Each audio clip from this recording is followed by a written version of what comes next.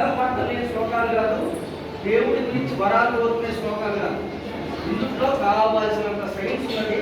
అది తెలుసుకోవడానికి కొంత కొంత పరిశ్రమ చేయాలి, చేస్తే వస్తాయి అన్నట్టు. అయితే ఈ శ్లోకాలు ఫస్ట్ ఎక్కడ వచ్చాయని ఇందాక అంటున్నారో చెప్పలేదు. వాళ్ళు ఋషులు తపస్సు చేస్తుంటే అది తపస్సులు చేశారు. భూమండలం పుట్టినప్పుడు అంతా నిశ్శబ్దంగా ఉంది. నిశ్శబ్దం అనేది మనమందరం ఎవరికి నచ్చలేదు. ఏదో ఒక శబ్దం కావాలి, ఏదో ఒక శబ్దం కావాలి. అది పక్షులు కానీ, దాని క్రూరంగాలు కానీ, జంతువులు కానీ, మనుషులు కానీ, ఆకాశం కానీ. ఆకాశం కూడా శబ్దం చేస్తుంది కదా. అట్లా శబ్దాలు వచ్చినప్పుడు ఆ శబ్దాల అర్థం ఏంటి, ఏమిటి శబ్దాలు అని వాళ్ళన్నీ పరీక్షిస్తే ఒక్కొక్క దాని నుంచి ఒక్కొక్క సైన్స్ వాళ్ళు బయటలాగి గ్రంథస్థం చేశారు. అయితే ఆ గ్రంథాలన్నింటినీ మన వాళ్ళు పాటు చేశారు. ఒక చిన్న కథ చెప్తాను. ఒక ఆయన మన దేశాన్ని చాలామంది దుర్మార్గులు దండయాత్ర చేసి తీసుకున్నారు. ఒక ఆయనకి విపరీతమైన రోగం వచ్చింది. ఆ రోగం పేరు లేదు. వాళ్ళందరూ కలిసి తెలుసుకున్నారు, వైద్యం చేస్తున్నారు.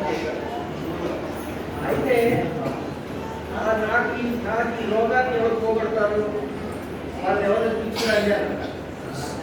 ఒక ఆయన వచ్చాడు, అన్ని శ్లోకాలు తీసినాయనే. ఆ శ్లోకాలన్నీ ఎక్కడెక్కడో గ్రంథాల్లో ఉన్నవన్నీ తీసుకుని వచ్చాడు. చదివి ఆయన బాగు చేశాడు. అదే మీరంతా చేయలేదు, ఈయన చేశాడు. ఆ గ్రంథాలు ఎక్కడ తీసుకొచ్చి అన్ని నాశనం చేసేస్తారనేసి ఆ తగలు పెట్టేశాడు. అటువంటి క్రూయాలిటీ ఉన్న రాజు ఉన్న కాలంలో మన గ్రంథాలన్నీ నాశనం అయిపోయాయి. ఆ గ్రంథాలన్నింటినీ బయట తీసుకున్నారు. అందులో శ్లోకాలే మీకు చెప్పారు. తర్వాత శంకర జయంతి అనేది నేను ఒకటి ఈ సంవత్సరం చేసుకున్నాను. 2 సంవత్సరాల నుంచి క్విజ్ ప్రోగ్రామ్ అని ఒకటి పెడుతున్నది. ఆ క్విజ్ మాస్టర్ అక్కడ నిలబడతాం. క్విజ్ మాస్టర్ గారు ఒకసారి నమస్కారం చేయండి. ఆవిడ క్విజ్ మాస్టర్ మనకి ఎవరికి తెలియదు.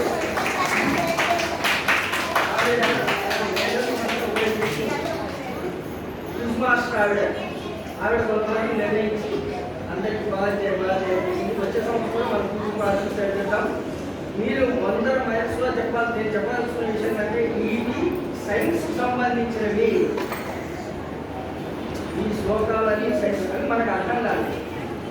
సరస్వతి మేడం గారి కొంతవరకు చెప్పలేదు. సరస్వతి ఉపాధ్యాయులు చాలా చక్కగా చెప్పారు. అది ఆ మేడం గారు చెప్పారు.